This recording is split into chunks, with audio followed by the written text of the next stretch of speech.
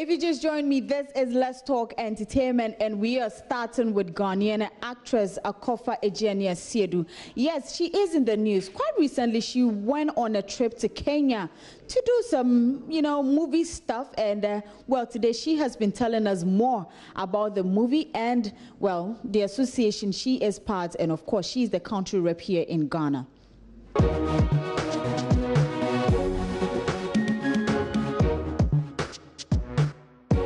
If you just joined me, this is Let's Talk Entertainment, and we are starting with Ghanaian actress Akofa Ejiani-Asiedu. Yes, she is in the news. Quite recently, she went on a trip to Kenya to do some, movie stuff, and well, today she has been telling us more about the movie and, well, the association she is part, and of course, she's the country rep here in Ghana.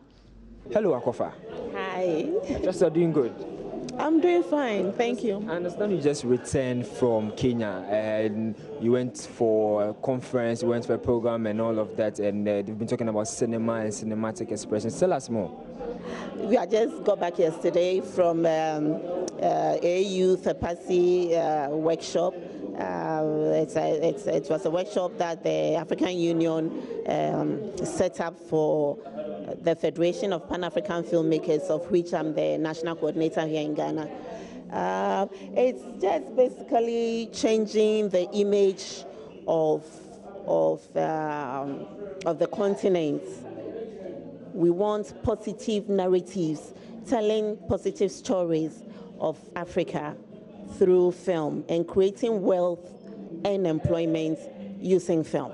So basically, that is what we want to talk about, and it's a AU agenda that they've set. It's called AU Agenda 2063, and so we are going to have 10-year implementation plans up to 2063 to be able to achieve all the things that we think we should be doing in Africa as Africans. We are looking at how to use film primarily as a means to create employment, because it's one of the easiest ways to employ a lot of people. I don't know when you watch films, if you take your time to watch the end credits, do you see how many people? A lot of people for just even a 10 minutes or a 30-minute short film. So many people that you need to employ. And so if we are going to be using our cinematic expressions to create jobs, which will also create wealth, it's a laudable thing that our governments have to set up to look into and to do. If it wasn't that important, I don't think that the AU would waste resources to even have this meeting of all of us across the continent to meet and deliberate upon. Well, talking about Africa and Ghana here in our country, we don't even have a single movie that's well produced that talks about our history.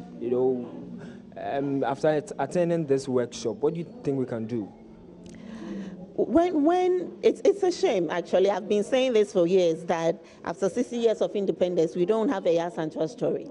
We don't have a Kwame Nkrumah story. We don't even have a Azumah Nelson story, and there are many more such heroes and sheroes of our times that we haven't documented, and that's why we need this agenda 2063. It's about archiving, it's about research and data, it's about preserving our history so our children can learn. Well, Akofa did not only talk about her trip to Kenya, but she's worried about the movie industry. She says it is a shame that we do not have a movie on the history of Ghana.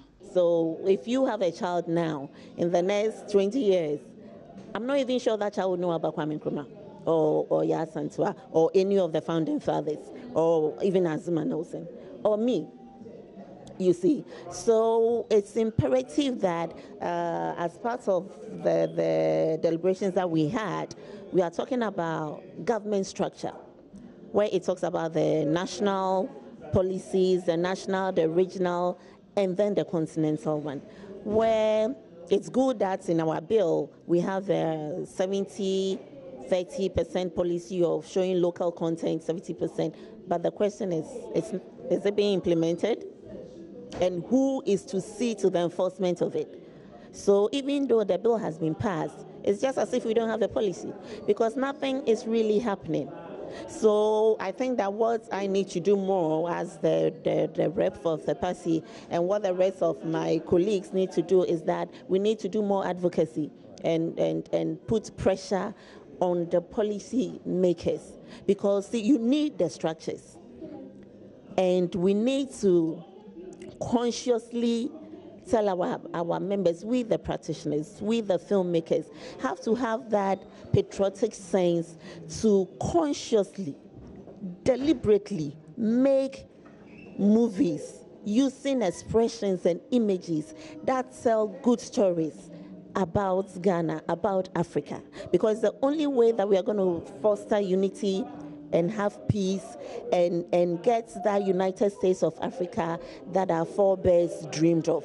And that is something that we want to go back to and pick up again. And that's why we had this workshop in Kenya. As I'm speaking now, the ministers of states of culture and arts are also meeting. After our meeting, the ministers are meeting there to put their signatures to certain documents where we can now be having collaboration between states and all that, but because it has to be a government-to-government thing, and that's why they need to append their signatures, so that in cases like that, funding has to come from government.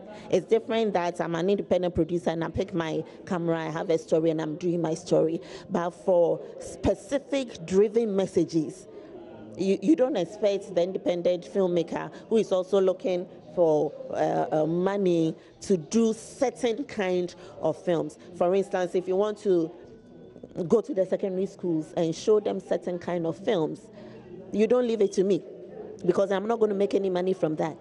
Things like that have to be commissioned, funded by the state, because we are losing our values. You know what is going on these days with our youth, and with this social media thing. We are getting lost completely. We don't even know where we come from anymore, or who we are and where we want to go. And so we need to start using all these avenues, because our children are always with their smartphones and social media. And so we need to make sure that we don't get swallowed up. We should be able to put content on these devices so that we help them, I won't say control, but to help them see themselves there, the kind of messages and images that we have to put on these devices that are commonly used by the youth. Otherwise, we are going to lose them completely. Very soon, some of our languages are going to be extinct. It's really serious. So I hope that some of these interviews, we don't even put them in the entertainment segment, because this is serious. We should put it like how you treat trade and commerce, how you treat foreign affairs, how you know. So we should stop putting some of the things under entertainment segment. We need to give it more prominence and lengthier conversation time.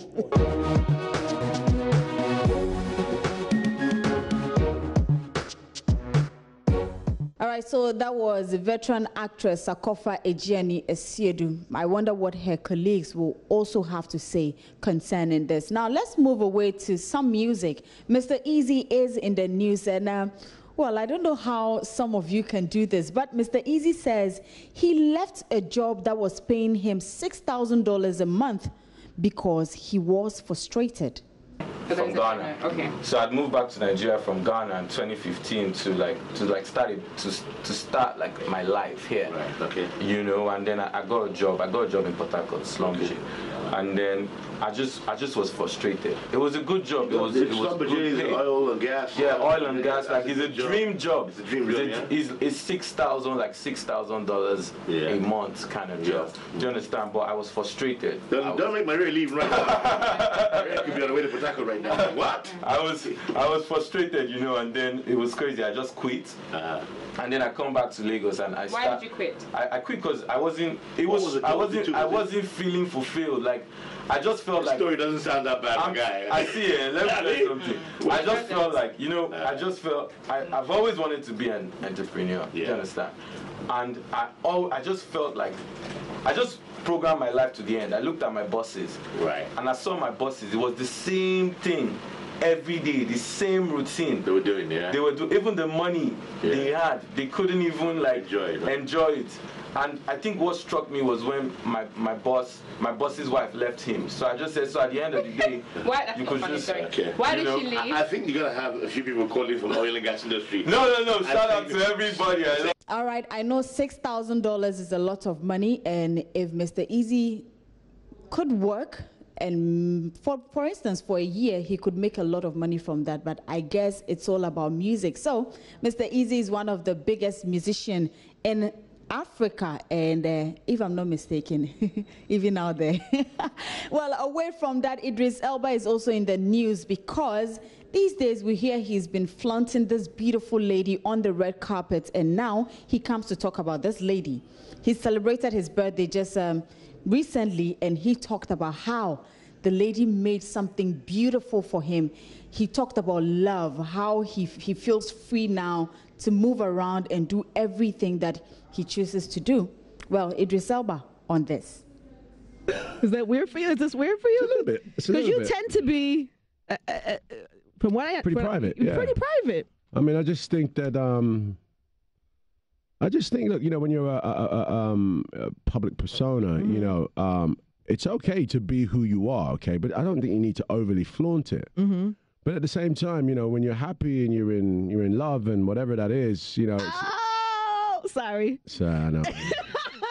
I'm corning myself out right now. No, it's amazing. It's actually a really good liberating feeling to just be, you know, like, yo, this is what I'm with and blah blah blah, you know. And you're happy. I'm happy. Listen, I look at, you know, celebrity couples that we've seen happy and doing their thing, and it's great. You know, everyone likes to see it. Hey. Hey. All right, so Idris Elba is in love, and you could feel that love in his voice.